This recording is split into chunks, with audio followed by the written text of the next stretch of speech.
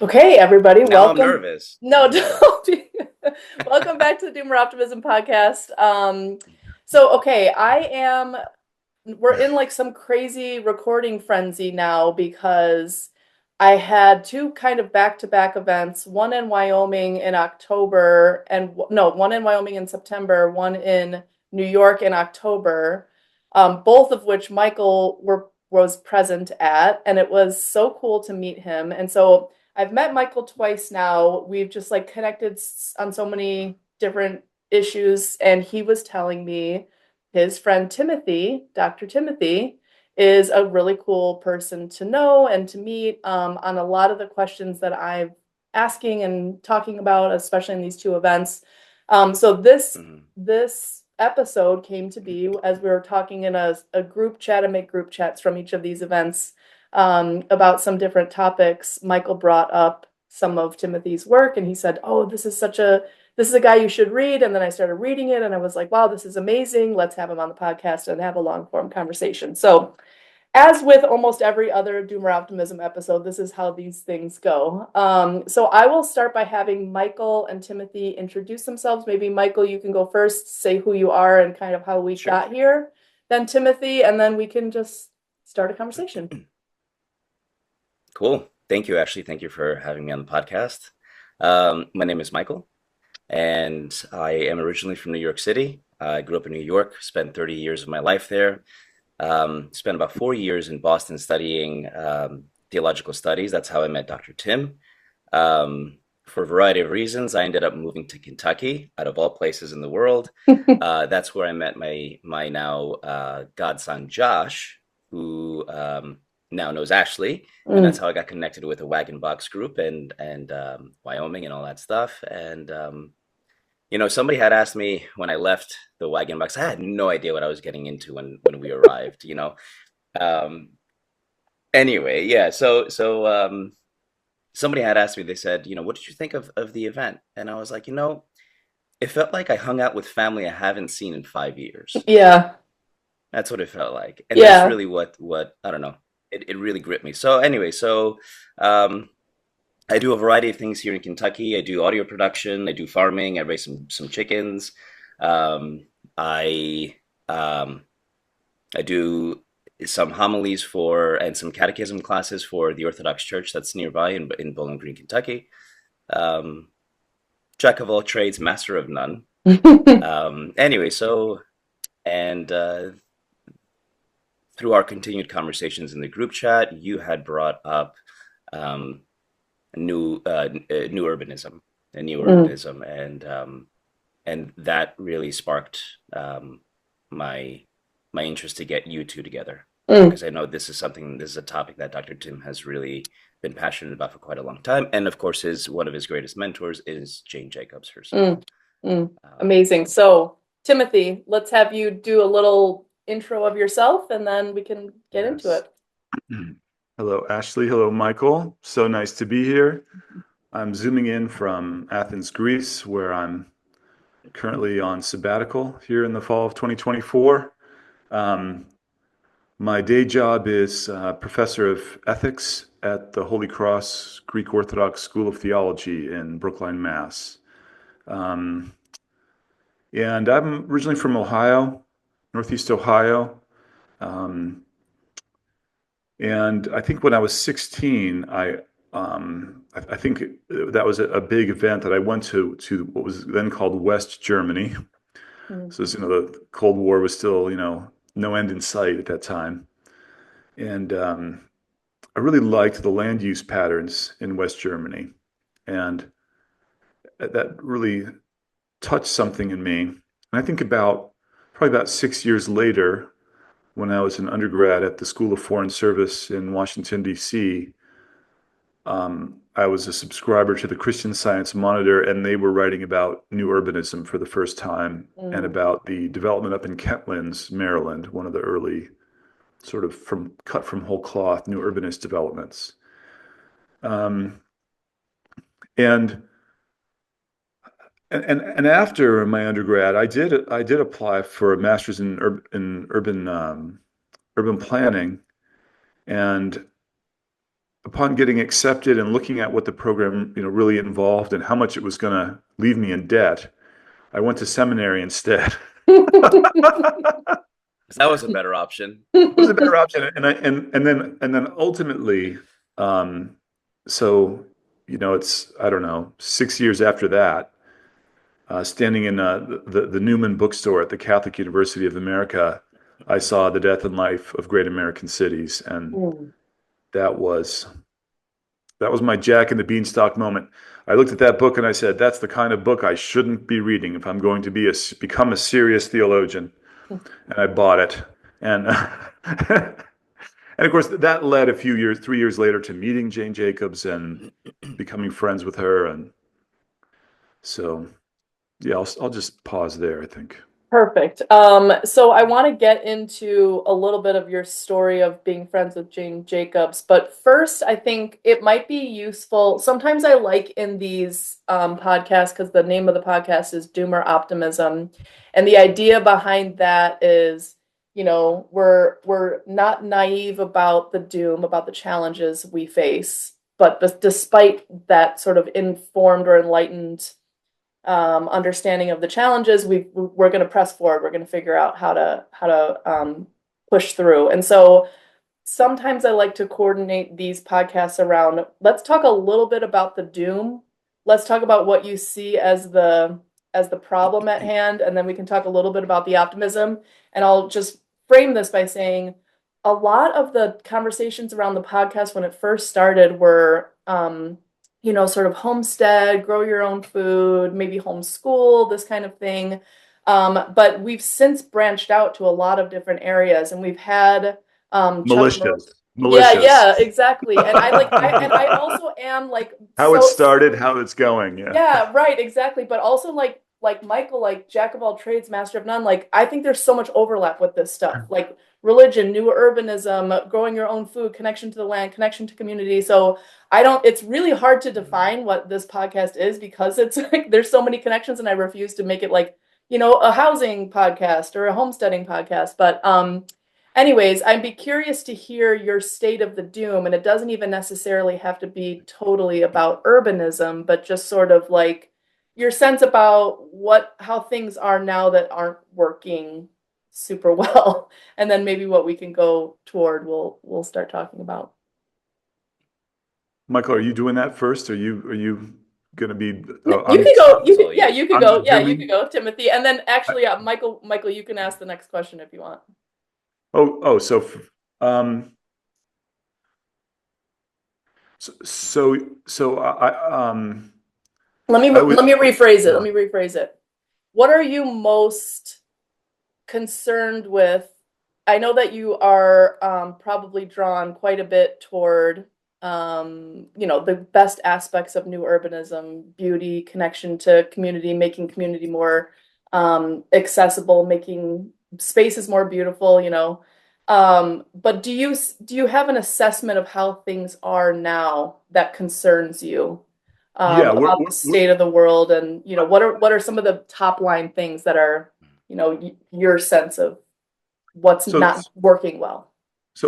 I was at Jane Jacobs' house one time. I asked her a similar question, and her immediate off the cuff answer, was too many eggs, too few baskets. Mm, And so that's definitely a thing, that there's too much concentration. And we've invested so much now psychologically in this election mm. about what's going to happen at a national level. Ugh, But our local community of affairs and events and the finances even of our local communities are utterly unknown to us. mm, So we're putting all the eggs of attention when we're not instead thinking about what's going on in Iraq or something.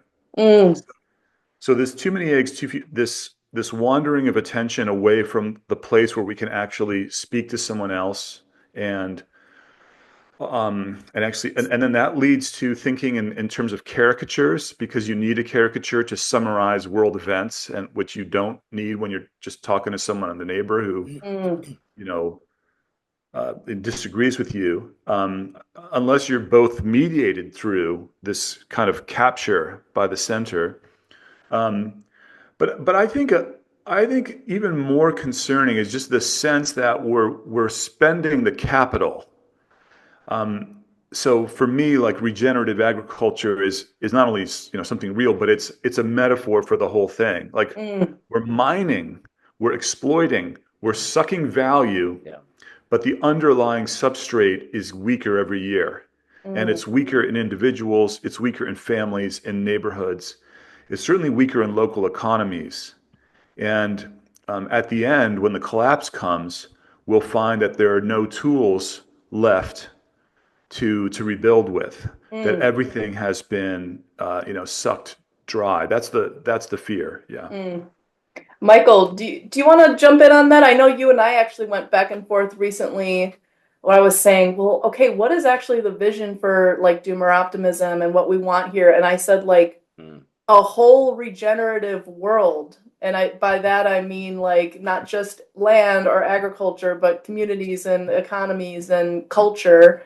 How Yeah. does that land with you? It's interesting because it harkens back to the conversation that we also had at the retreat in New York. Um, there's this there's an extractive element to our psyche in the West, right? We get in and we extract as much as we can out of the land, and not just the land, but out of people, out of right. We need especially concerning cities. We want to maximize efficiency. We want to Mm, maximize the space used, the square footage used, so that we can make top dollar for a particular lot or whatever it is. And there's very little room left for the hard-earned creativity, the hard-earned beauty, the mm, that is inefficient, as Dr. Tim has pointed out in other places. Um, it's interesting because I came from a big city. You know, I grew up. I was born in Queens, raised in the Bronx. I went to school in Manhattan. My whole life was in the city, mhm, and it took me 25, 26 years to realize that wait, what I'm feeling is actually I'm feeling out of place. I'm feeling completely disconnected. I'm surrounded by so many people. I'm surrounded by so many quote unquote communities, but I never actually felt home. mm, And that was weird to me. And the only time I ever felt home was when I started doing camping ministry, youth camp. I did it for about 10 years, and we would go out every summer to Connecticut, and it was a 60, 70 acre property. It was lakefront property, and that's where I could die there. I could die happy there. And I don't know what happened. I don't know what that was. And so anyway, so COVID hit. Fast forward to COVID. COVID hit. The cities were decimated. Right, you right. couldn't do much. Um, and I said, to hell with this. I can't do this anymore. Mm, At that time, I had almost finished graduating seminary. I finished in a year after that, December of 21, and I just came to Kentucky to visit. That's all I did. I came to Kentucky to visit. And I ended up falling in love with the tiny community that we have here at the church. I ended up falling in love with the farm that I still live on. mm, Um, and this for the first time felt like home. mm, But again, right, it's not just the land, it's the community. It's the work that I do.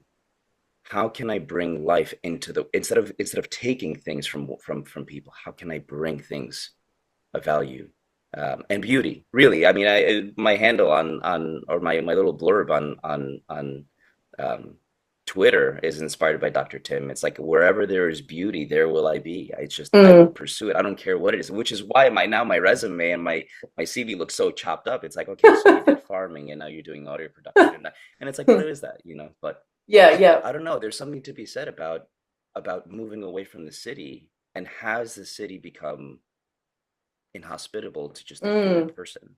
mm. Yeah, let's talk about that, I don't know. Timothy, the this idea. I mean, I have this huge tension in my own life too, similar to Michael's story, but now I'm back in Chicago. So I'm from Chicago.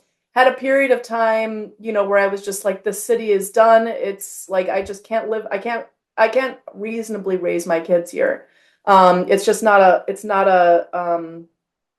productive, not productive. It's not a a good nurturing environment for them. And and in some ways it's not safe, like not just crime wise, but also like, you know, fear of like mimetic disease, you know, where it's like people kept taking all these new, you know, ideas of, and people are just so disconnected from nature. Anyways, fast forward, I moved to Uruguay for 7 years, and they had this wonderful childhood with little chickens running around. You know, this is a perfect little like preschool, kindergarten era for them. But then they started to get to a certain point where I was like, I think we need to go back to our culture. And I'm from Chicago, and this is my culture. And the city actually can be beautiful, and it takes warm bodies who are there and they show up and they are involved. They're active. You're part of the city. The city is culture. The city is who inhabits it. So I'm now on this like city arc,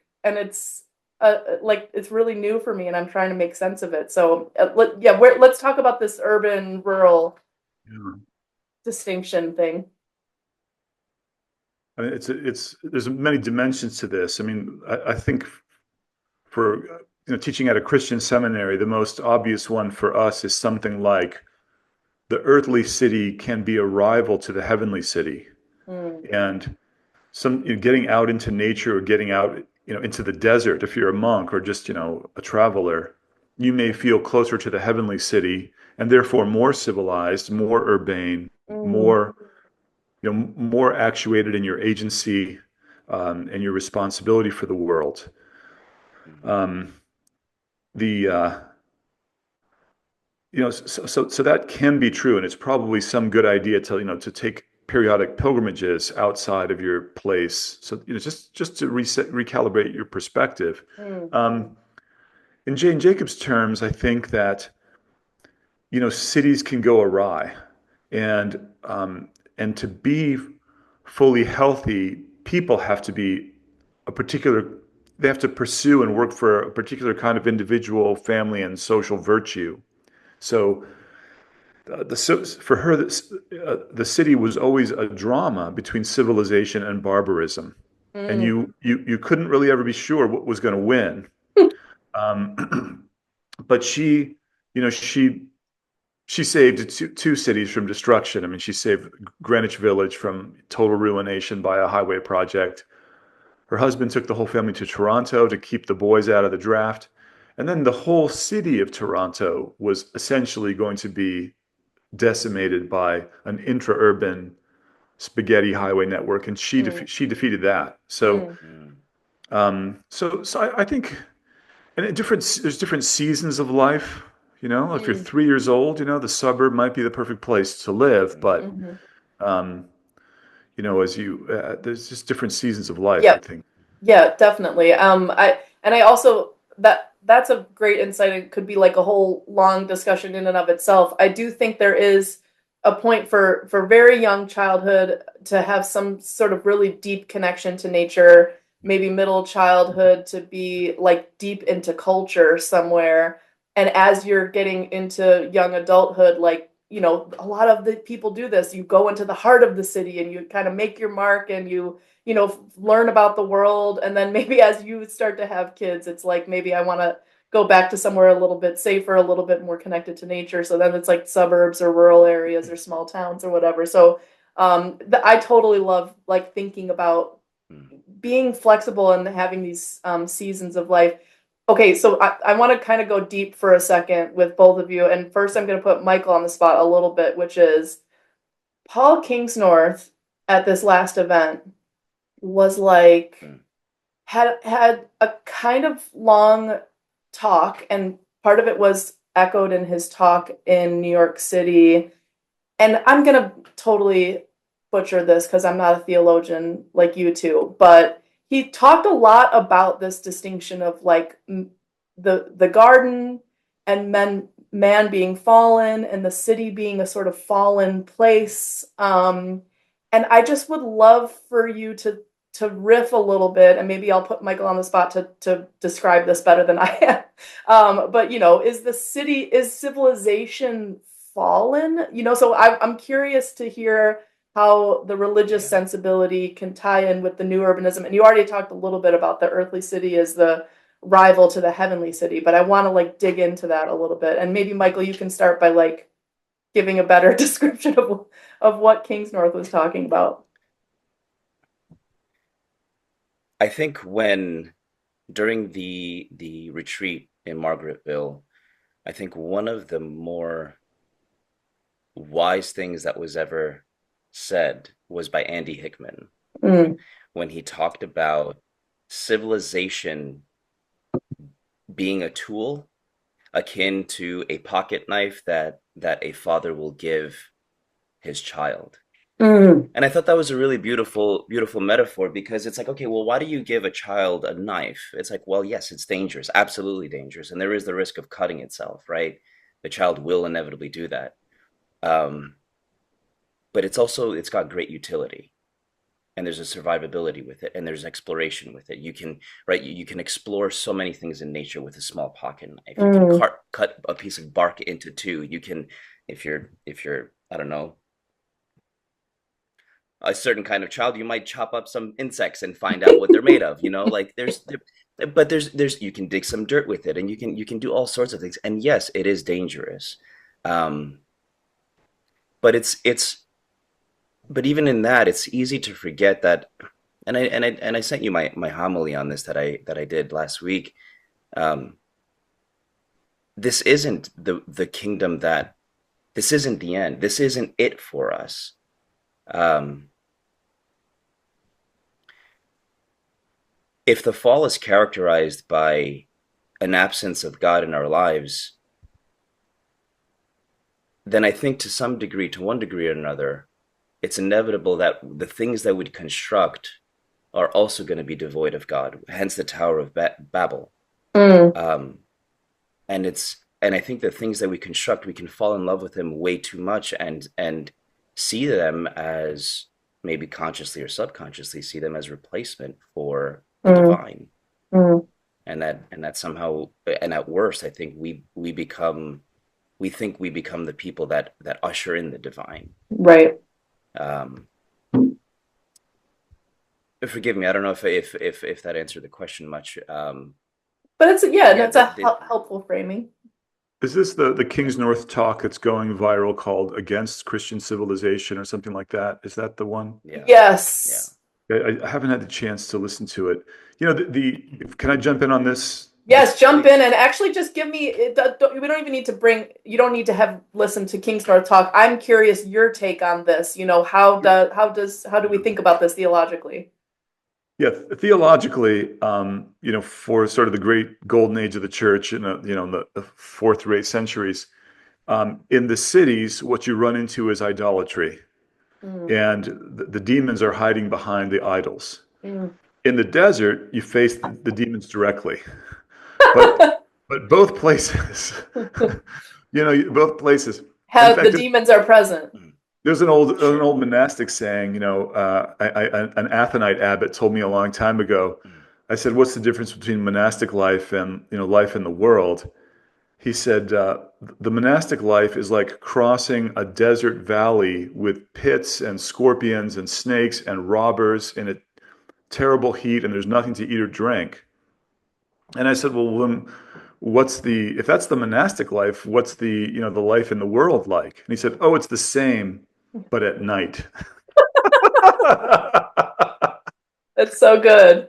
That's a great answer about, so I think, it's kind of, like just a video game level of tactical awareness. You pull yourself into the desert or out of the city to clarify the attacks, to clarify your response, to kind of isolate, what you got to do. You don't always have that luxury. But Mm, I think for Christians, they always have to maintain a kind of dual citizenship. And one of them is in the heavenly Jerusalem.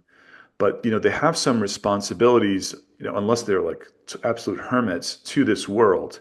And they have some responsibility to confront, an array of sufferings and injustices that take place, from the right wing or the left wing or from whatever wing. mm, So either way, whether but the notion that you could just dispense entirely with cities, wander off into, Jane Jacobs would have just thought that is Yeah. completely, utterly a fantasy. Mm.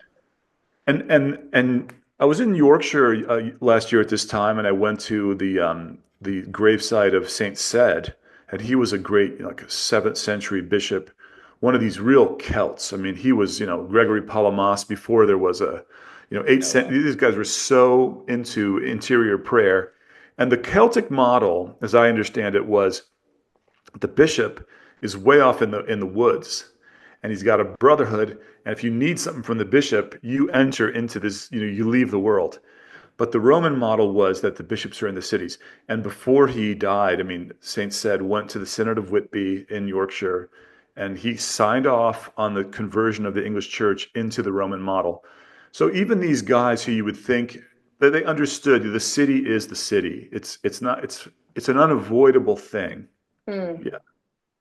This is so interesting because this is something I've been struggling with so much recently, which is, and I want to get to Jane Jacobs after this. I want to get into a little bit of your story and your friendship, but um, just something that's been bothering me a lot lately, and I can't really integrate is I grew up going to a Lutheran church, and then I went to a Catholic high school and grade school, and so I have like this, Lutheran and Catholic background.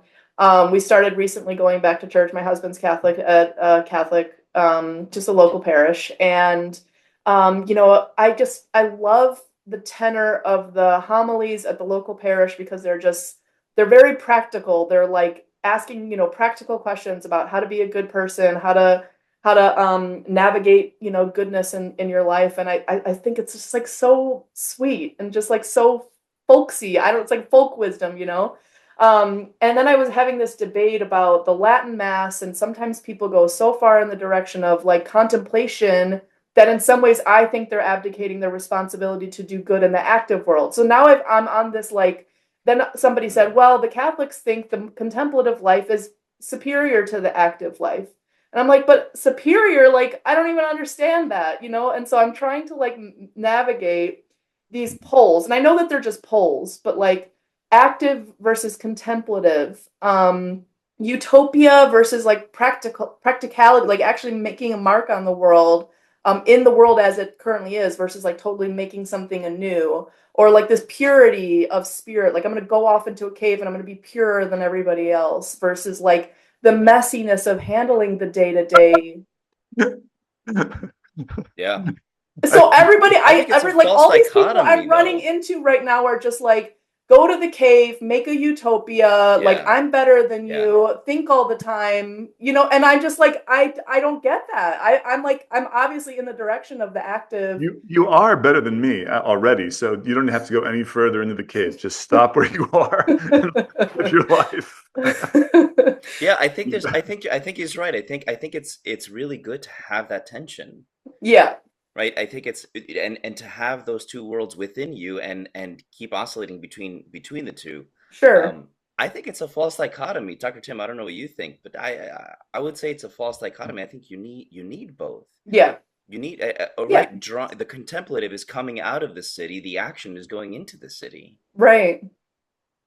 Yeah, that's probably a very And Platonian, Neoplatonic approach. Yeah, like there's sort right, of a kind of you need to unfolding and reversion. you Yeah. Hmm.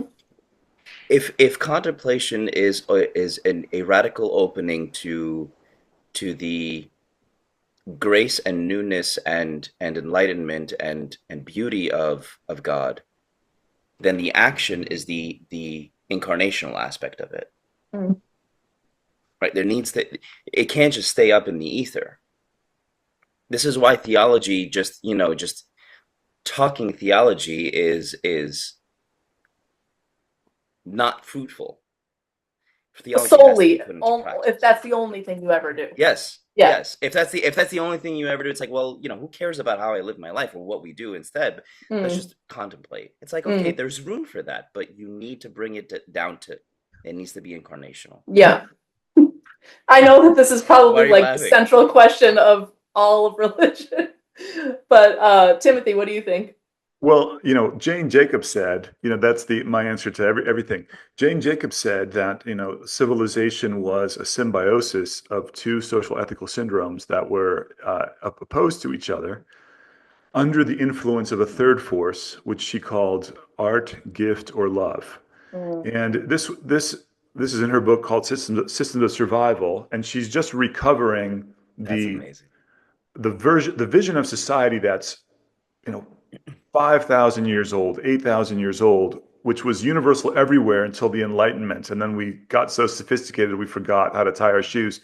But the idea is that the first estate are the culture creators or the priests or the contemplatives. And they're the leaven for the wedding of the second and third estates, the government and the merchant class. And the way to think about this for Americans, it's really simple, is that, the rich and are the Senate, and to an extent, the House, representing the military. The ruling class is the executive branch. Mm. And then the third force are the only guys in our government who dress up like monks. And they sit there at the State of the Union, the nine do at least. Mm. And in a sense, so they are supposed to be speaking, with a view. They are great contemplatives. And when you Mm. read some of the pithy statements of our best jurists over the last, 2.5 centuries of America, I mean, the level of wisdom and insight about the human condition, about what's possible and impossible. I mean, you really want these contemplatives around. You Mm. you they're they do a heck of a great job of refereeing things. Mm. But these are callings, right? Most people are not meant to be judges or Mm. monastics, and so Right. yeah, so you have to kind of know. But Yeah. you need all three estates. Now we have this very reductive, we are in the machine, and the machine is one set of instructions and will guide the Right. whole. Right. So if you're a liberal, to heck with the conservatives and vice Yeah. versa. And everyone like pays lip service to love, but in the end, let's get real. Yeah. In fact, love is the very leaven. Mm. I think I it's love really that. important. I don't want to open up another can of worms, but Please, there we is need No, more just worms. go for it. Yeah, just go for it. importance. Worms, worms, There, worms. there's a huge importance for vocation. Mm. And I think you're right. I think there's no one blanket, solution to any of this. And there are people that are called to be strictly contemplative for the most part. But even at the end, even for the judges, for right, the priests, let's say, that has to be incarnational. They have to write it all down. They have to Mm. express it somehow, Yes. Yeah. right? So even there's an incarnational aspect. But yes, vocation, and I think that's what I loved so much about these events that you put together. Actually, there are, and that's what was so hopeful to me, that there's so many people from all different walks of life, from different trades, people who are you know um, builders and regenerative ag farmers and journalists and policymakers. Like it just truckers. It just keeps going, and you can see that they each have a beautiful calling that they're tending to. Totally. And one might be out in the boonies, the other one might be in the city, and yet we're all coming together, and the thing that's coalescing is just this beautiful. And we didn't talk about it beforehand, and somehow it's all, I don't know, the only word that really comes to mind about all of that stuff is life-giving. And so yes, Mm. we need to have all these different And this thing should be fractal, right? I mean, those three estates are present within the soul, Mm. and they're also present within the family, within the neighborhood, within the church, that the avenues. within the firm, and they're at every scale. And I think what Jane Jacobs thought is that the old way, which is really that you're kind of born to one of these estates and you just learn that really wasn't possible for us. Mhm. Mm. Each individual kind of had to understand each. And I think, I mean, Michael, if you think about like who do you and I really most admire, it's always someone like Mhm. Gabe Brown, who is deeply contemplative about the inner principles of things and putting these things into practice. And because he's so contemplative, the practical, the incarnational unfolding is, like you said, just full of life, Mm. and there's a kind of ease, there's a kind of Sabbath rest in his action, right? I talked to Mm. a regen rancher in I think it was Nebraska a couple of years ago, And I said, since you moved to Regen, how's your life changed? He's like, I have a lot more time. I'm studying for the diaconate now. It's just Mm. like he can, but he's still, I mean, he's a more practical rancher than ever before. He also needs a lot less, many fewer employees. Mm. Yep. But but so everyone is So kind of free. Like, what are we doing here? You know, like, no, let's be wise. yeah. Life can get simple and abundant if we're not overcome with anxiety and yeah. Mm. Yeah, I love this. And So actually, going back a little bit, you go ahead, Michael. I had one other kind of No, regen.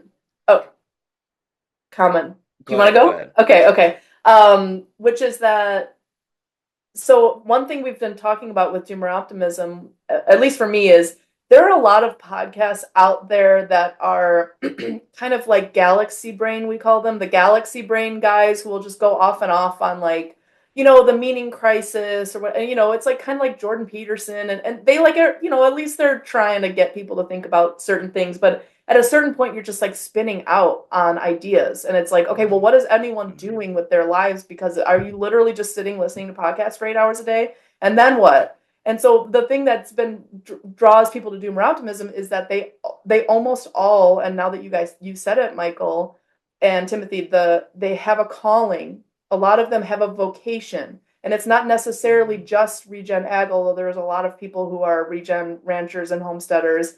But even if it's a calling to motherhood, if it's a calling to being involved with your school, a calling to, local politics, whatever it is, urban planning, these people have a sort of contemplation informed vision, which is the whole thing with the doomer to the optimism. It's like, I'm accepting the world as it is. I see it pretty clearly, and I see where the point of action is, and I'm taking the action, and I have a bunch of Mhm. insights about what works and doesn't work. And I'm like, this is like the most genius set of people right now in the world, when so much is in flux, to have these people who marry contemplation and vocation, or the incarnational. I love that word.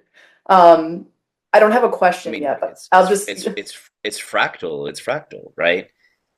Um, the I love the incarnational fractal also. It's the parent fractal for everything else, as I said at the retreat. You need it. You need it to get anything actually. The only way to bring about meaning in your life and in anybody else's life is when you incarnate all those things. When you incarnate the contemplative aspect. Mm, I think. mm. Um, yeah. I you don't know, know. it's I like don't. I don't know where you it's where. yeah. Yeah. It's like Tom Bombadil, right? Like it's a person whose contemplation is so pure in the midst of their immense practicality. Mm. They've befriended nature to such a degree. There's just an ease to their life. I Right. mean, Mm, you see a hint of this in Warren Buffett even, and now Charlie Munger, his associate, is deceased, but they spent so much of their time just contemplating so that they could make one good decision a month, Mm. and and and that's of course that's the nature of that work, right? There's other kinds of work that are different, but um, I think what people have the sense, is that we are working harder than ever. We are spinning our wheels, but we feel that we're falling behind. Mm.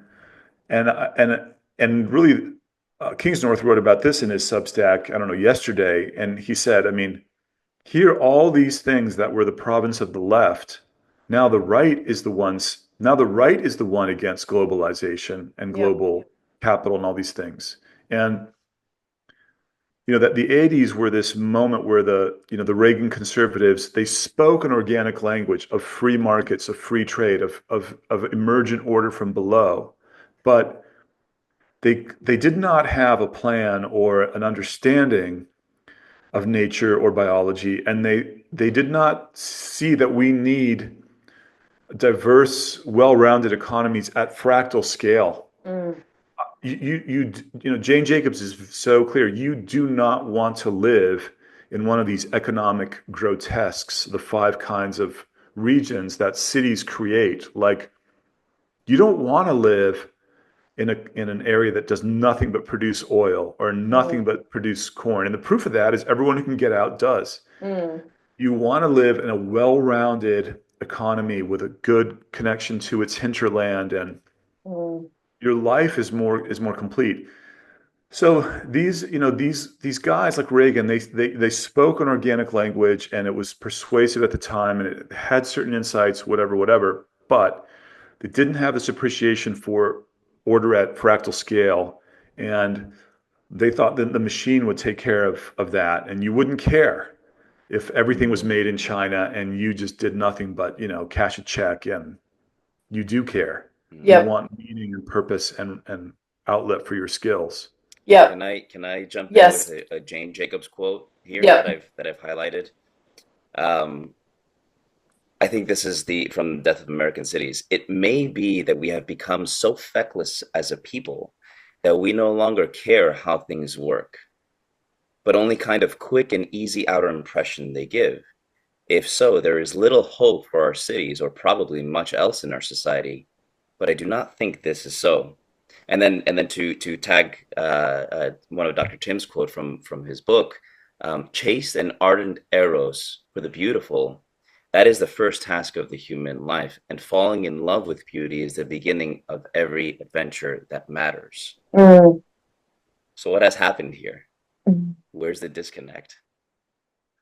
Right. And she says all the people who ruined the cities, she says this in 1961, they hated cities.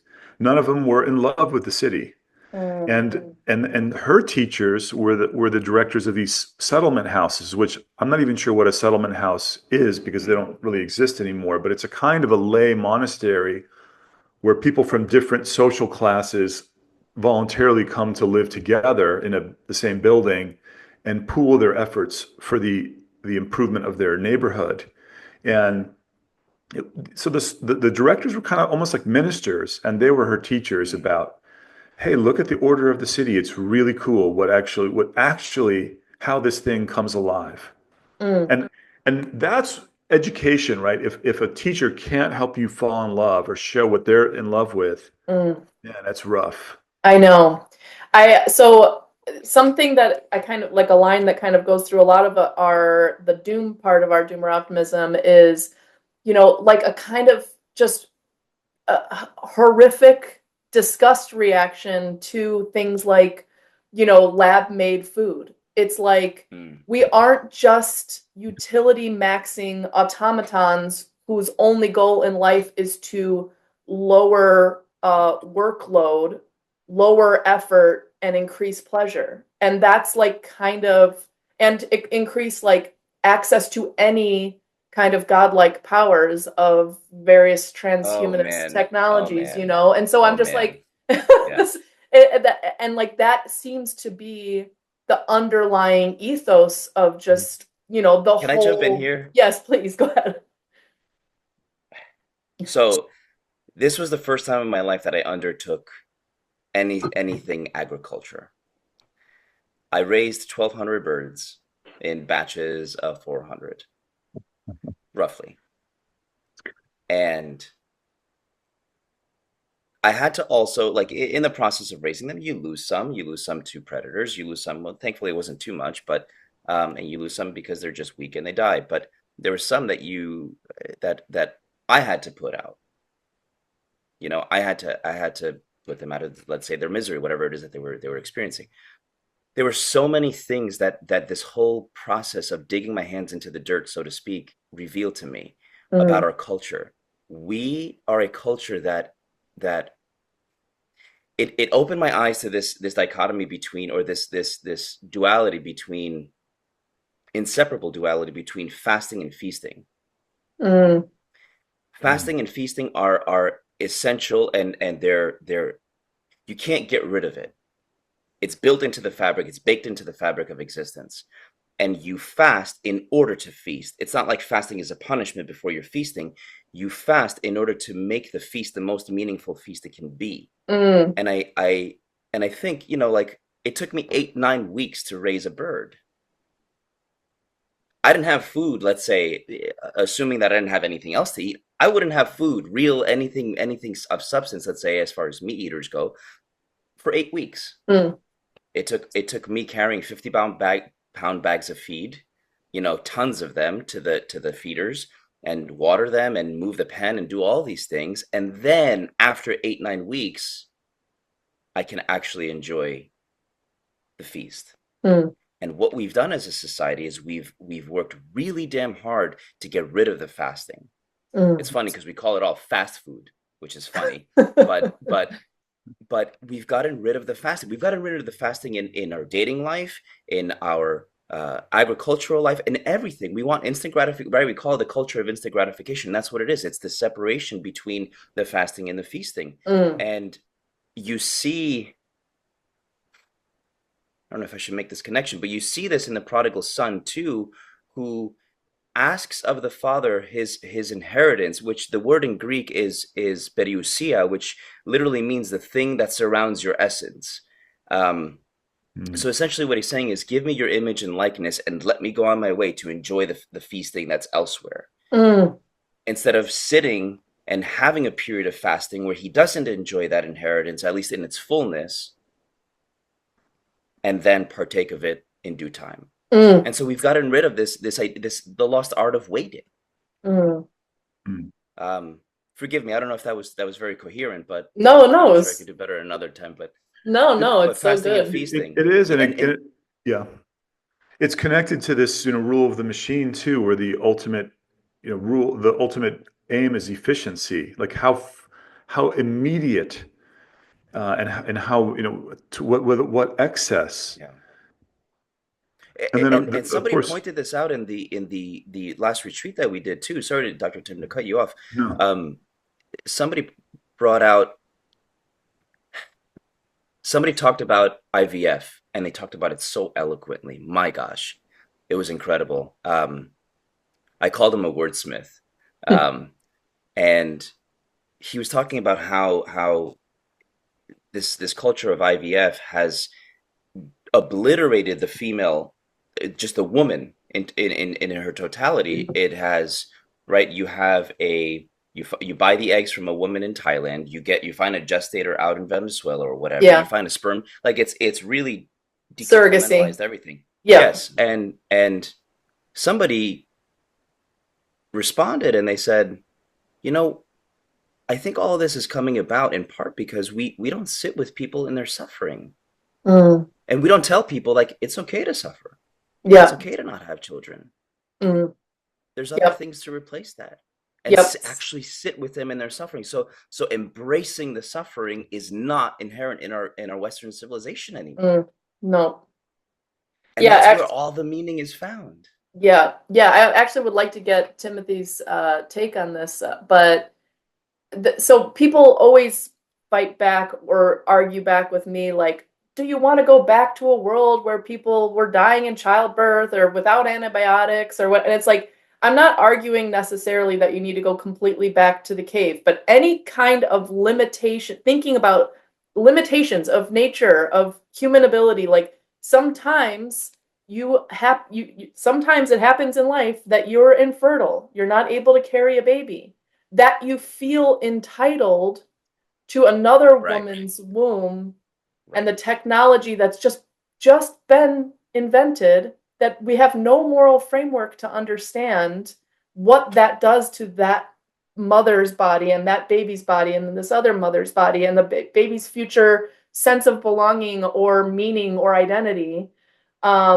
is completely absurd. Like, it's just totally absurd, and like there's just a disgust reaction on my part, which is like, it's sort of like, there are limits to things, there are moral questions involved, and sometimes the suffering of accepting the loss of the fact that you might not be able to have a biological child of your own is something that might grant you actually more meaning than sort of trying to force this thing through that maybe will enter more suffering into the world. You know what I mean? Just trying to muscle reality into a certain ways. And I think that the thing that is often forgotten about this, and of course, because we live in a secular world now, a predominantly secular world, one of the things that we've forgotten is the appeal to heaven.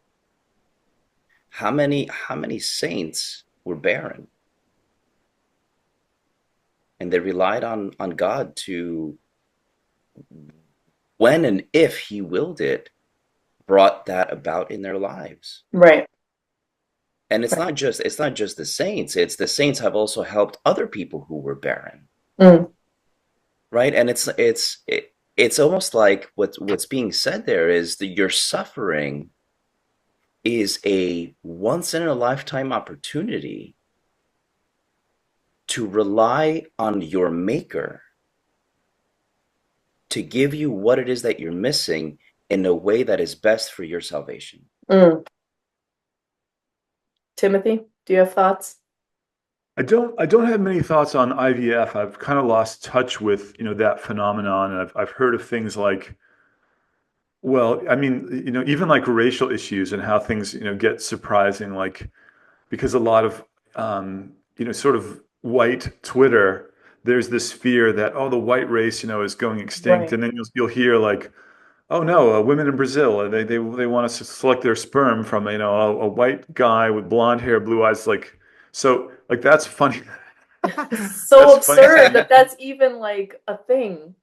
Yeah. Even even like this It's tremendous anxiety that was on the right in this election about completely dysregulated immigration policies and really Mm. off the books, fly by night, totally illegal. And then, what it turns out is all these recent immigrants, they want to be American and they're voting for Trump. So, you know, so Yes. so life is just, so, But you know, actually one question I but have this for that's you totally that changing the subject to yeah, I race and mean, but no, to but I come mean, yeah. yeah, sorry, go ahead.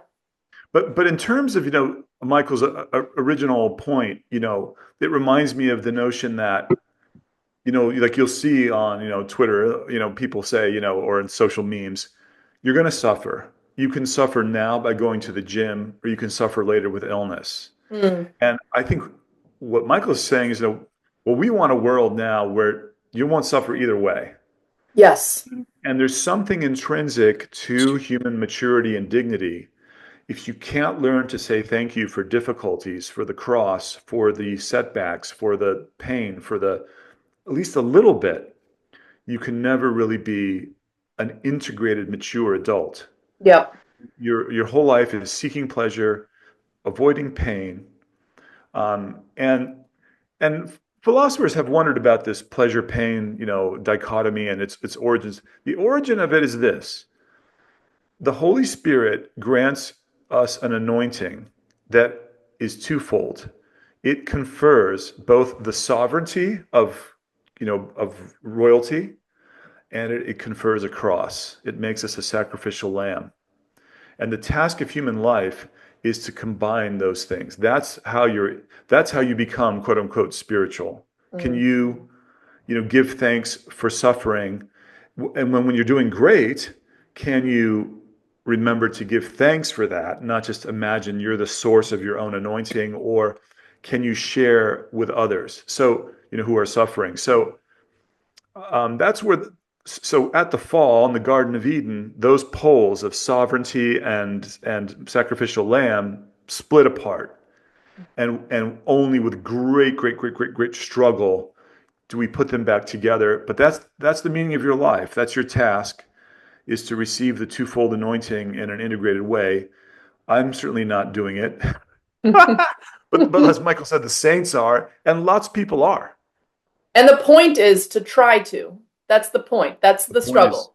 by God's grace, to learn how to receive God's grace. It's the Mm. prevenient grace or whatever. It's all these different aspects of grace. But yeah, that's where we're headed, to Mm. become, to live out, as sons and daughters of God, this identity, um, yeah, this integrated identity. Mm. I want to mm, get to a little bit of this background story of just how you met Jane Jacobs, because it's just so cool and she's such an Yeah. amazing figure in history. Um, it might be cool to just hear, yeah, how did it all unfold and what was your experience of it like? And I mean, I know a lot of us, anyone who cares about, like having a beautiful city knows Jane Jacobs. So it's just amazing. It would be, amazing to hear, what it was like.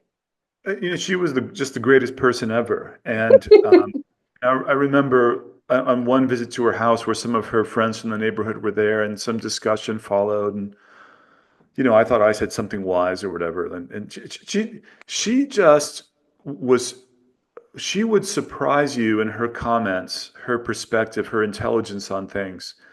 Um, and it was always,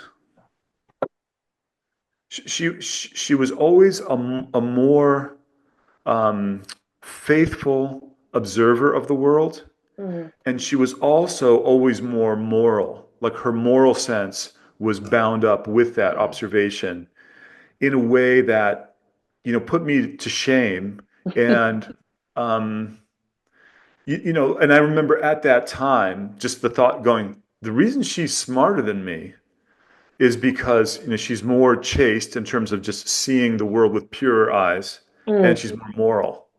And that's tough because everybody wants to be smart. Everybody wants to be the smartest guy in the room. Blah blah blah. It's like it's a big brain IQ game. yep. And then have someone like, no, the reason she's smarter. Of course, her brain was obviously whatever super high IQ person, but that was like, okay, this puts me back on track. What I'm trying to do with my life here. It's Mm. not about just what what It's what trying to yep, be some public intellectual to what end. yep.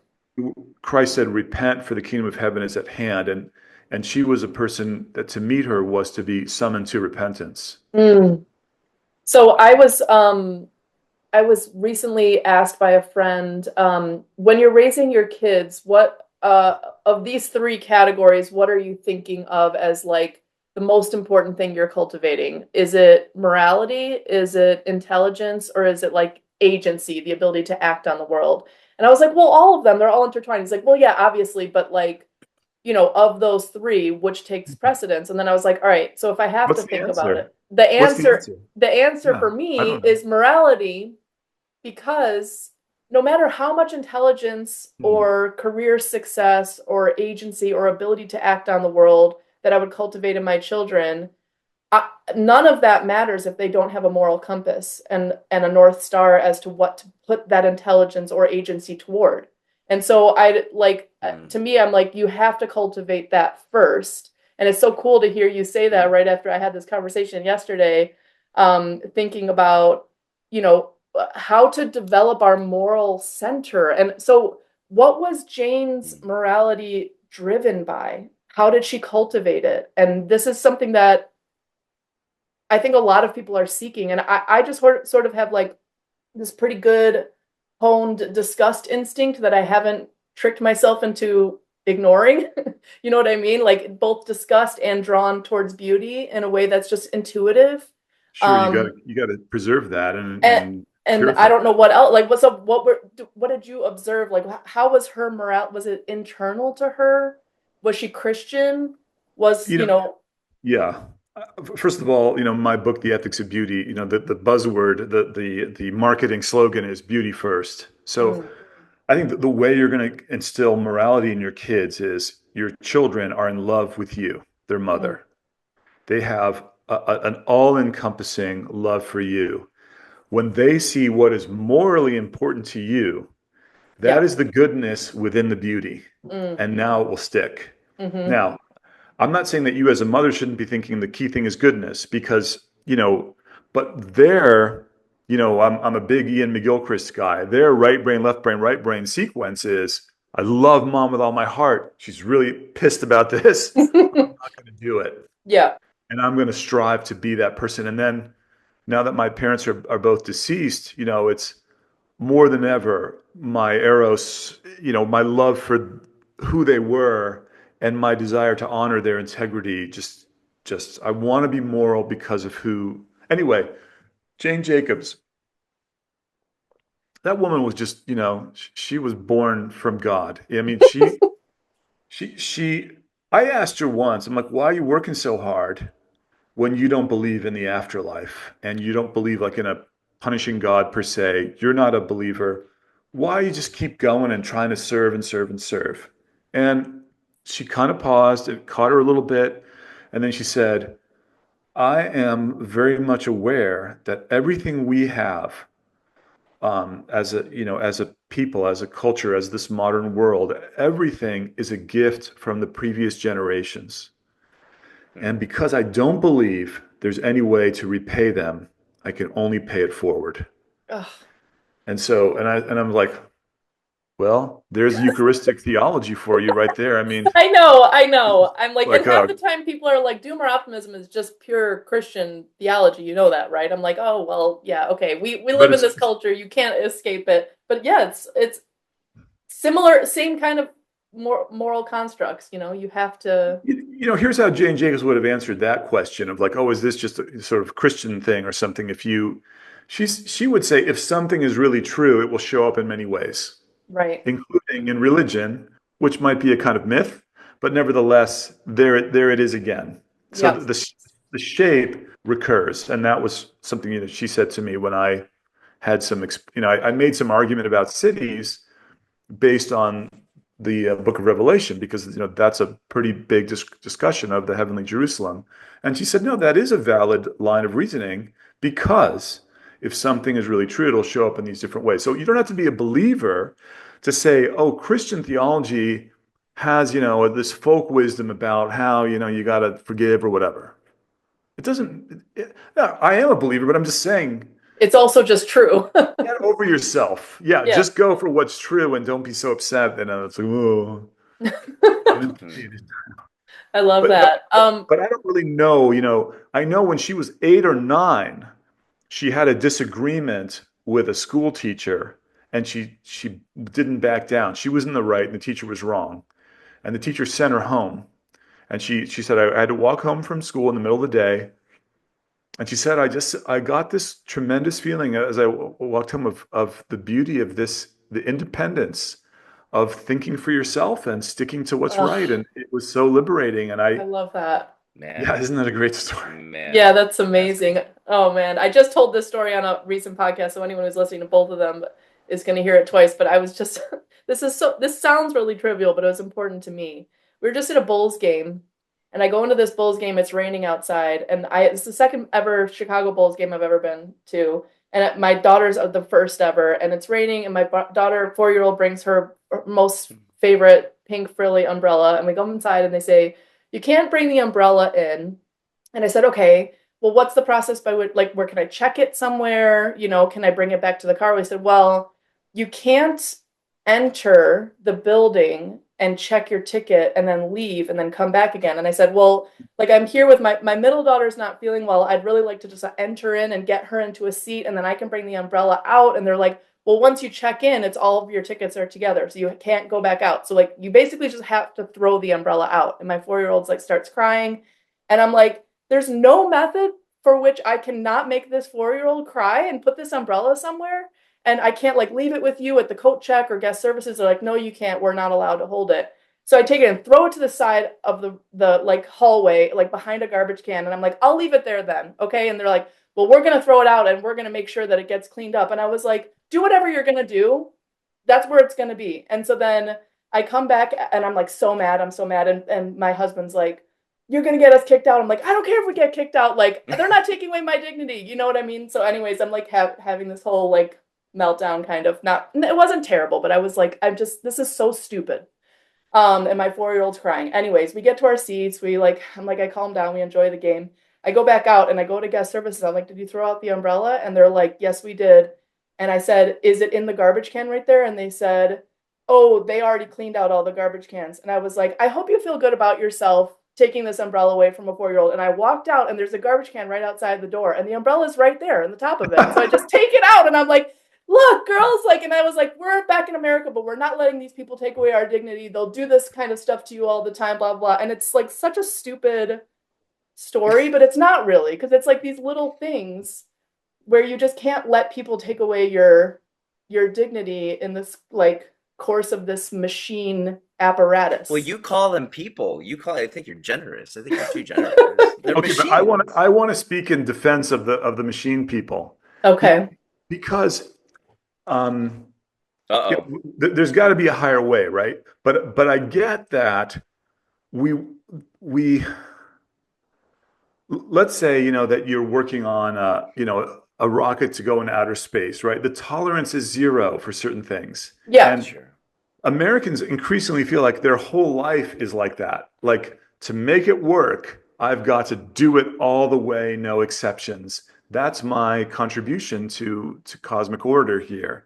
Mm. And so I get that, but it takes a free person to remind you that no, but within those, Elon Musk put his car on the rocket and shot it to Mars, right? His personal vehicle, just took it out of his garage, because normally they would just put a big concrete slab as the ballast for this test flight. Mm. So you're it's I understand, but it's like everyone is in the military all the time, Yeah. and this is mission critical. Yeah, It's right. it's not mission critical. Right. And you have You this have to have huge discernment way. with these things. If I'm like in NASA, then it's like, yeah, okay, fall in line, follow the rules. There's Yeah. hierarchy and there's order and there's a reason we have to do this because Well, there's the something really risks are really huge. high Yeah, there's too, huge risk. There's a right? lot at stake, but it's like, what is happening Anything with could this happen with that 4-year-old's umbrella. umbrella that you Who knows? can't Maybe your 4-year-old might poke somebody's eye see? out or something. True, And it yeah. was like, you know what I mean? You have to have discernment in these things. And the machine wants you to be all encompassing. It wants you to fall in, be an automaton. Everybody has to follow the exact same rules, no matter how silly or absurd they are. And yeah, I think just like having the sense of morality where you're like, every part of life, where you're just like, I don't want to be oppositional just to be oppositional for no reason. But if there's something that seems immoral and it doesn't have good discernment, or it's not like helping humanity flourish, then maybe you should say something about it. I don't know. I think, a big part of something we should change in America is speed limits. Like, it's not nice in a free society that every time you get on the highway, you're constantly in this game of cat and mouse with the authorities. I mean, Mm. in Germany, you just drive as fast as you want. In Greece, there are speed limits, but they're totally not enforced. Yeah. It's just and that is better for human dignity, I think. Mm. Now, I know there's people are going to say, but there's higher accident rates and higher this and higher that, and in the name of a risk-free world, something That's else what is lost. Yeah, and I That's what think it comes down to. I mean, I think the risk-free world is actually false. There's not such a thing. I actually had a whole big article I wrote that nobody will publish about car seats, which is car seats actually have been proven to work up until about 2 years old. And then after that, chest belts work fine. But now we're in this crazy, like, um, oh, yeah. arms race where it's like 12-year-olds are in booster seats and it's like, well, I can't go anywhere without my 12-year-old's booster seat, and they can't go in other people's cars because they don't have a booster seat for them. And it's like you're like doing all this weird social stuff that Well, now makes yeah. the And now you're flourishing touching of human on society radical safety. difficult over this perceived sense that you have control over risk, but it's actually not limiting your risk in any significant way, and in fact you're increasing other risks that are more qualitative in nature. So this is That came up in this election, that car seat laws have negatively impacted family size, right. and we're already, so far below replacement. I mean, this has been true for 20 years that you could see that. And the elites, they're always so slow in the draw. I mean, Mm. they're parroting the overpopulation paranoia when it's obvious that everywhere, like, there are 70 developed countries on Earth, none of them are at replacement except Israel. Mm. And and our sustainability is just importing, harvesting the wombs of, third world people. Well, what if they get developed? Right. So just there's so much confusion all the time and inability just to think, naturally and with some flexibility. Mm. Hmm. Michael, do you have something you wanted to add at the moment? I completely forgot. I was saying something in response to I was thinking something in response to what you were saying, but I completely forgot. I'd also be curious to hear, just because I'm kind of on this arc at the moment, thinking about these little events that I'm starting to just happen into, and then like the human stories behind them. How did you actually get in touch with Jane Jacobs, and why did she respond? And how did that friendship form? Because I think like a lot of people think, oh, these big authors, they're so like inaccessible, they'll never like respond to you. Like, what is the human story behind how that friendship formed? So I was taking my doctoral comps after 5 years. I was a slow PhD guy, and there was a question that I didn't know the answer to on the first day, and you only get like one question a day or something. And just my life flashed before my eyes. Like I just wasted 5 years of my life here. Right. And then in that terror, I noticed some commonalities between an Anglican theologian who no one mentions, and I think she's the best ever, named Catherine Pickstock. She wrote a book called After Writing, and Jane Jacobs. And then about 6 months later, I said, well, let me go back to look, what does Jane Jacobs say about the positive value of time, Time, as a raw material in city building? Mm. And as I was going through the book, for like maybe the fifth time since I'd read it, but now with this question, I sort of just laid back and I suddenly looked at the title of the book, The Death and Life. And I said, she thinks the whole city is a liturgy. Or if she's right, cities are analogously, they're kind of vast liturgical fields. So on that basis, I wrote her.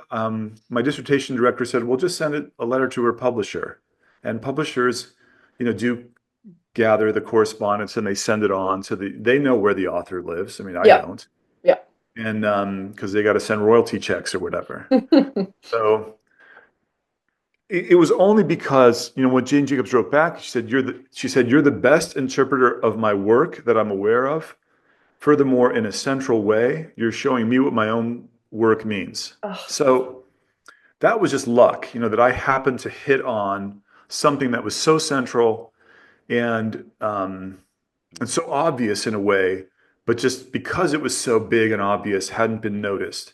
And then her return address is on there. She says, "Hey, I'm coming to Washington, D.C." So, we started to either when she was in Washington or when I happened to be in Toronto, or letters or phone calls just unfolded. Now, she's 50 years older than me. She was, 83, or 86, I was 36, whatever Yeah. it was, 85, 35. She was my favorite author. She was, to me, the most insightful person I'd ever read. So it was not like an equal relationship by any means. I mean, I was scared to death, of saying something dumb or. But mentor mentee is, it's a heuristic, it's your It is. archetype. It is. And so that's, and then, there were further questions I had, further insights. And but then so then that just unfolded right really until the moment of her death. And 7 years later, just before she died, she was working on a final book, and we were speaking on the phone, and she said, "And this is what I've discovered." And as far as I know, it's never been written anywhere. So we had that kind of good relationship. Another time I saw that she had given an interview where she said, we've forgotten basic truths of our civilization, like how to plan the route of a new subway line. And I tell this story many times, but the interviewer didn't ask her the question, well, how do you? Yeah. And so what she said was danger of being lost. He was totally incurious about. The next time I was at her house, I'm like, wait, you got to tell me, how do you do? And so there was just a good interchange there, and and then How do you do it? Yeah, she said what you do is because bus lines are flexible, they learn over time how to pick up, what route to take to maximize ridership and pay for the line. And once you've got a bus line that's, bursting, you put the subway line right underneath it. You don't try to get fancy or reach underserved areas. He said that's what they try to do, but then the underserved area doesn't generate the volume and the system goes bankrupt. Mimic the bus line, and then you reroute the buses to the underserved areas. Cost nothing. And then the subway line is paying for itself, and now you can pay for the next. You can add the next line. But so basically your bus line is like the ants that are lost, until they It's a find a prelude, yeah. resource and they Yeah. leave the chemical trail to the other Yeah. ants. Yeah. Yeah, And once they've left a thick enough trail, then you put the line in. Oh, that's cool. Whereas now they're like, oh, just reach these empty suburbs, and maybe in 100 years, development will follow. In the meantime, the whole system Yeah. is broke. oh, that's such This is a another example that we great don't, metaphor. this whole question of sustainability, right? You cannot divorce it. I think sustainability has a bad name, much worse than it should, because it's like it's all about, like, I don't know, some crunchy granola thing. Mm. It's also just freaking financial Yeah. sustainability. Yep. If you put the subway line in the wrong place, you bankrupt the system. Yep. You've got to, You're overextending your resources right. unnecessarily. As much as I like new urbanism, right now my heart is 100 billion% for Chuck Marone and strong towns. Yep. The strong towns is like they have operationalized this thing down to don't widen that sidewalk, widen this sidewalk. Mm. That second one will lead to increased property tax revenue and increased foot traffic. And Mm-hmm. then that sidewalk over there also will be getting used, and you widen that then. Mm. And they've got, and the statistical people who are behind Chuck are like Yeah. fantastically Yeah. smart, tricky people in the shadows. And they just got it all so laid out. Mm. And but the new urbanism gives you an additional dimension of beauty and Mm. how to then pursue those strong towns principles in a way that's beautiful and tells you also why it works. There's so much potential if you are willing to bootstrap yourself and Mm. not be abstract about these things. Mm. Yeah. So one comment and then a question, and then I want to also see if Michael has anything he wants to ask before we close out. But look, the comment is like just hearing your story about how you met.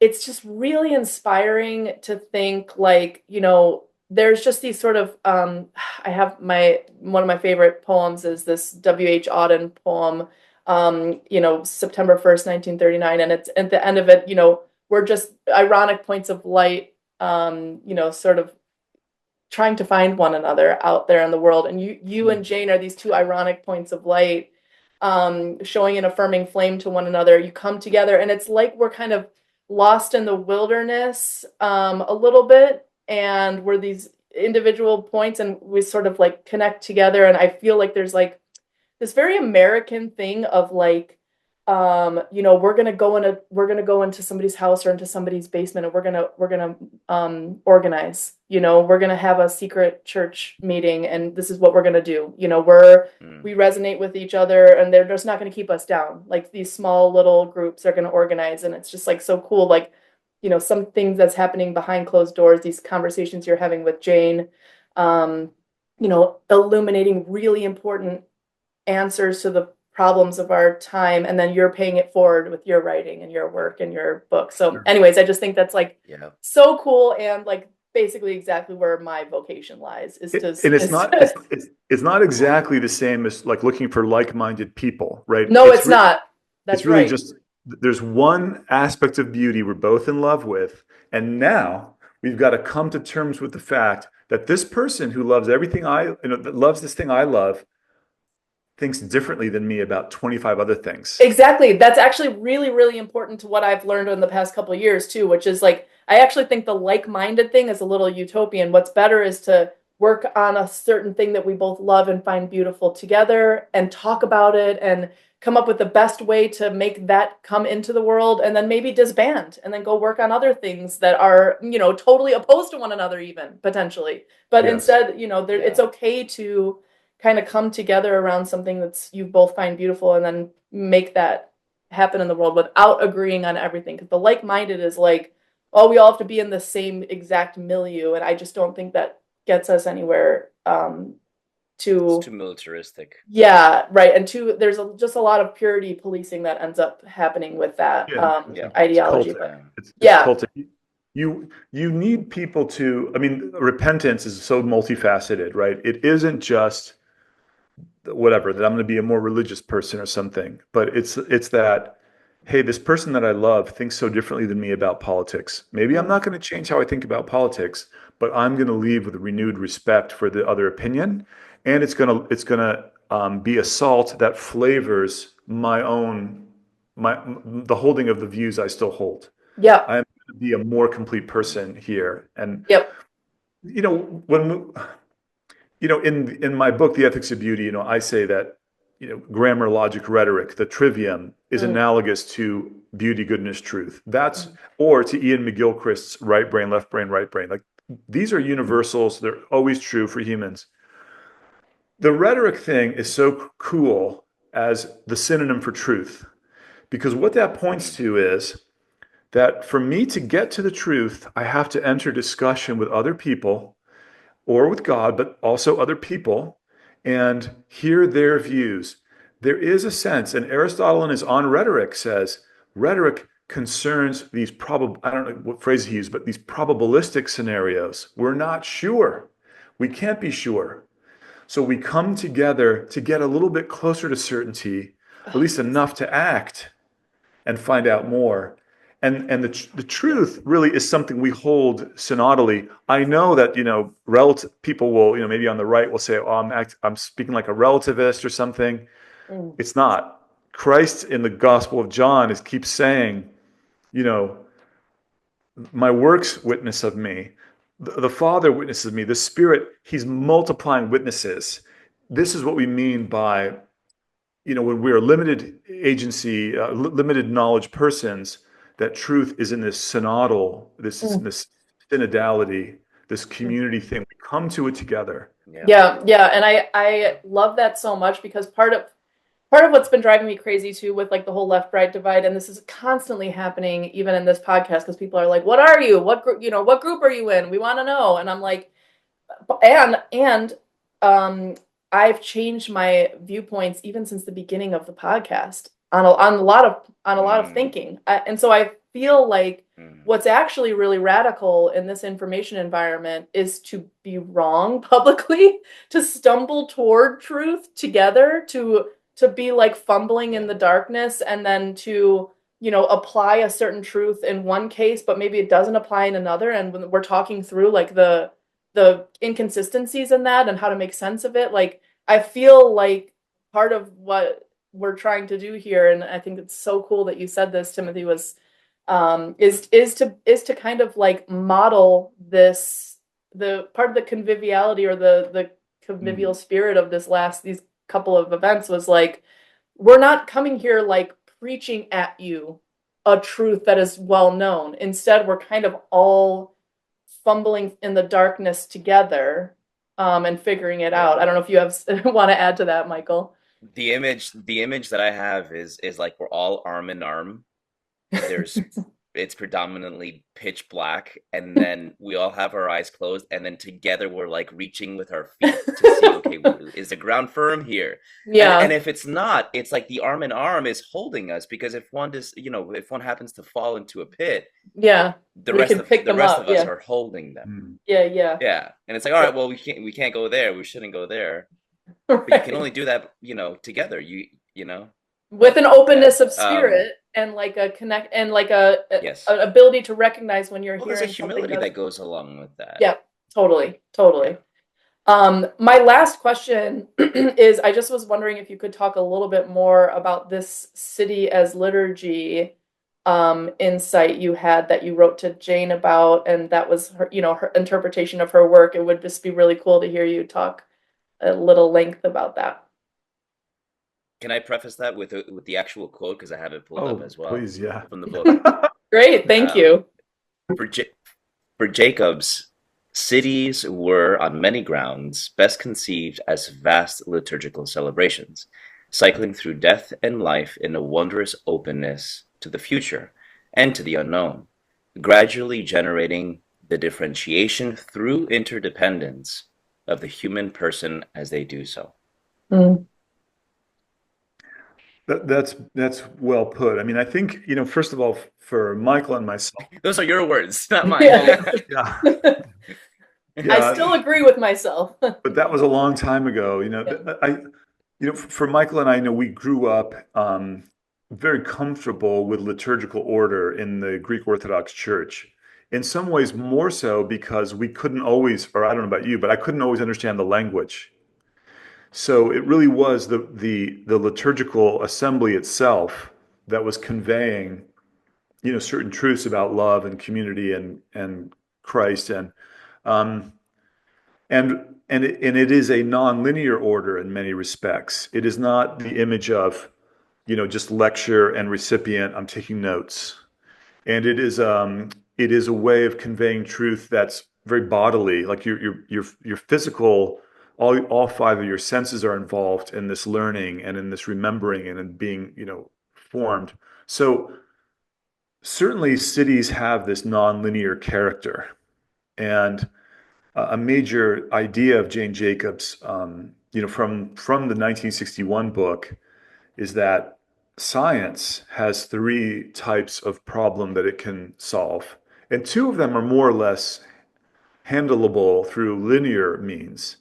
But the third, living systems, biology, or organically complex systems, they have these nonlinear shapes. Um, well, I'm getting a little bit off, but there's a guy named Rosen, and I forget his first name. I think he only died recently in the last 5, 10 years. But he had these principles of what life is, and they're very, and a living system is able to resist, efficient causation from outside. It isn't just an object that energy or matter passes through, but it maintains some internal structure that itself also resists just recursion to, thermodynamic equilibrium, right? A living thing is not efficient. That's what makes it alive. It has to obey certain laws of efficiency, but it has to keep this, and that all is that's why it's a nonlinear process, life.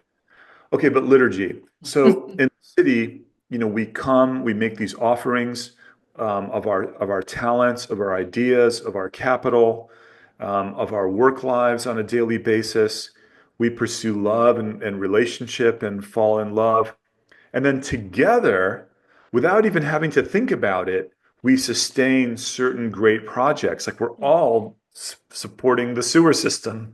We're all supporting the police. We're all supporting all these. And for her, very crucially, we're all unconsciously supporting a great diversity of enterprises, including retail enterprises. And we're able in the city to overcome our mere physical nature. Like, hey, my dad was from Lefkis in Greece, and I'm a Patitsas, and not only that, but I'm in this particular what they call soy of Patitsas, we're the Caramagnolis, and this is my blood. But in the city, I can become a little more unique, and I can find, as she said, the six people, the six friends I need out of a city of 6 million, because the city makes that possible. I can overcome certain limitations of my gender, of my um, and this is like the heavenly city. Christ said, Sure. "Yeah, Right. they neither marry nor are given in marriage." And Neither so are a lot male of nor things are female happening in in the city in that, Greek, yeah. make the face, instead of, our bodies are all the same, but every face is unique, and we have that possibility for differentiation through interdependence.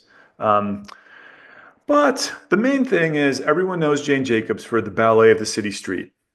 And that ballet really is a liturgy of the hours. It's these processions and returns happening at every fractal scale that together produce this marvelous, diverse, rich city order that, when you're in it, it's intoxicating. I mean, Yeah. fantastic. Mm. Just to walk through Thessaloniki or downtown. I know, and part of me, I just want to wrap up with this, and Michael, you could make some final comments if you want, but part of me too, I think there's actually like a very prodigal daughter arc here, which is like, I went away and I'm trying to find this like utopia in some other part of the world and something that feels like more pure, more connected to nature.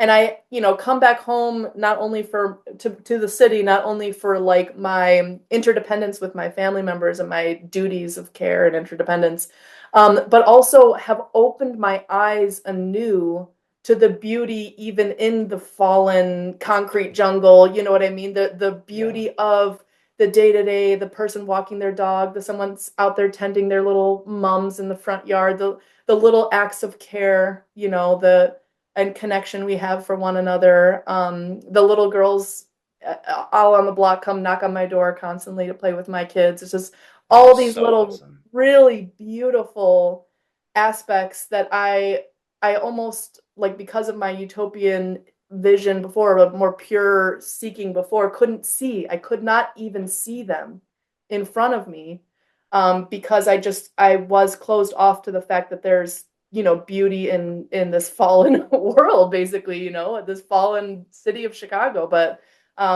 it's like there's something really important about being able to open your eyes to the beauty that exists and then go towards it. You know, I think a lot of people are like, you know, just burn it all to the ground, close Mm, it, mm. defund it, you know, every single thing that's flawed, just completely start fresh. And I just think Right, right. let's proceed a little in the messiness. Let's find the beauty in already what exists. Um, Yeah. Michael, some final comments? No, I agree. I think we should, if anything, our prayer should be to find the beauty in these things and magnify them. You Mm, know, however fallen these institutions or these operations might be, it's like, okay, where is the beauty and how can we magnify it? And that mm-hmm, requires this conversation of dialogue. mm. Dr. Tim, before we go, I would love you shared this with our class. I don't know if you feel comfortable sharing here. You shared a little bit about a gift that you had given Jane Jacobs and how when it was sitting on her desk, there was something that struck her. Oh yeah, sure, I will. Um, yeah, I want to say one of the one of the thing about Chicago, because we're talking about Chicago here, right? Yeah, That's where yeah. I think the in my past, I haven't been there recently, but my experience, the kindest, richest people in America are Chicago African Americans. Mm. I've never had anything but the most rich, beautiful encounters, and I mean with ordinary strangers. Mm. There's something about, because Chicago is an extension of the South in a Yep, real way, but there's also the Midwest, but it's yep, also urban. yep. It has kind of something of all that is America, and in their life in particular. Um, so yeah, look out for that. Yeah. But Oh, but yeah. I'm aware. but I'm well versed but in this. but but but the thing is, so I gave Jane Jacobs an icon once, and for various reasons, and she had it right next to her typewriter for the an icon of the Mother of God holding Christ, and during the writing of her final book that she completed called Dark Age Ahead. And while she was writing the book, I called her from a monastery I was living at in Denver, and she said, "I'm writing this book called Dark Age Ahead. It's about how civilizations die and about how to recover them, you know, when they do, and what kills civilization." And she said, "You know that icon you gave me?" I said, "Yeah." I'm like, "Where's this going?" And she said, "It's on the side of the right." And she said, "I don't mean the political right. I mean whatever is trying to destroy civilization," because that's what she was meditating on. That icon is against it. Mm, I was like, Mm. "Oh my God, what a thing!" mm. And then she kind of paused and collected herself, and she said, because that sounded maybe too religious. That sounded almost like, you know, the Right. icon Like, oh, I can't be saying physically. this. Yeah. And she, you know, an Orthodox would be like, okay, oh wow, that's cool. I get it. But then she said, um, it's as if the people who painted it took everything that there was to know about civilization and how to defend it and how to defend it and put it in that image. And I mean, that's a pretty powerful. So I don't know exactly what, you know, Paul Kingsnorth is saying, but if it doesn't include that, you know, it's probably not the complete and utter final word on Yep. Christianity and civilization. Because, man, I mean, civilization may have its drawbacks, but try living in a world without law and order, without Yeah, hospitals, without yeah, education, without the possibilities of developing your talents, and it ain't pretty. Mm. It's rough. You can do it, Yeah. with a sufficient faith, you can live a rich life, but it's rough too. Um, so there's a line in Wendell Berry's poem, which is constantly quoted at all of the events I host, which is the Mad Farmer Liberation Front. And one of the lines is, "Be joyful, though you have considered all the facts, so long as women do not go cheap for power. Please women more than men. Ask yourself, will this satisfy a woman satisfied to bear a child? Will this disturb the sleep of a woman near to giving birth?" It's so good. It's so good. We need to get Yeah. Wendell Berry in the wagon Yeah, box. I know, man. I know. I know. All generations will call me blessed. It's a it does that is an essential truth. Yeah. It was a prophetic truth, yes. Yeah. Yeah. Dr. Timothy, this has been so wonderful. Michael, thank you so much for organizing this and suggesting it. You're in the fold now, so we'll see you at a Yeah, future event. we gotta get him. We gotta Yeah, get him we'll see you. to Well, the I box. hope to meet you in person. It would be wonderful. And thank you so much for your time and your wisdom. This has been lovely. It's been a joy, and God bless the memory of Jane Jacobs. Wonderful. All right, you Thank two you have a both. good Thank one. you, Ashley. Thank you, All right. Dr. Tim.